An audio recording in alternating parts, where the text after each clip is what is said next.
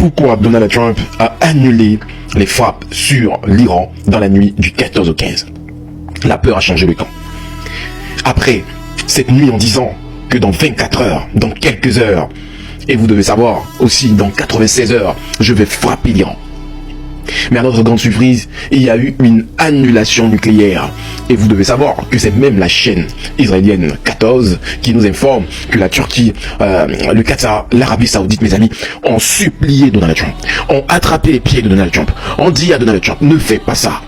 Il ne faut pas survoler à travers des F-35 nos espaces aériens pour frapper le territoire de l'Iran.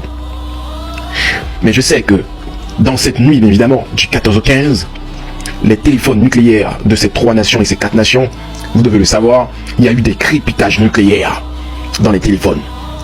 Et ils ont dit à Donald Trump, ne fais pas ça, l'Iran n'est pas une petite nation, l'Iran est une grosse nation. L'Iran possède des missiles balistiques. Ne commets pas cette erreur, sinon on va se retrouver au Moyen-Âge. Vous savez bien évidemment combien de fois le Qatar, l'Arabie Saoudite, Dubaï, etc. sont dans un confort. Et les conforts peuvent se réduire en 1 minute, 2 secondes, les amis. Vous imaginez pas combien de fois l'Iran possède des armes que personne, mes amis, peut-être, n'a une connaissance véritable. Et vous savez très bien que si Donald Trump essayait de faire des frappes, ça serait fatal pour le Moyen-Orient. Je vous dis, le Moyen-Orient allait retourner à la préhistoire, à l'âge de la pierre polie et l'âge de la pierre taillée. Je crois que c'est une première dans l'histoire que les Arabes comme ça se réunissent pour supplier Donald Trump pour ne pas, bien évidemment, que leur espace aérien soit utilisé, parce qu'ils ont vu que la guerre de 12 jours les a purement et simplement traumatisés, les amis.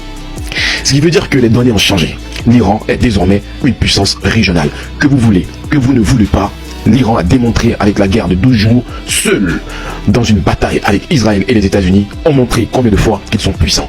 Et je vais même vous expliquer, les amis, que pendant la guerre de 12 jours, l'Iran n'a même pas utilisé un tiers de sa puissance, mes amis. C'était à 0, et quelques de sa puissance. Ils ont juste vidé les anciens stocks de vieux missiles balistiques hypersoniques.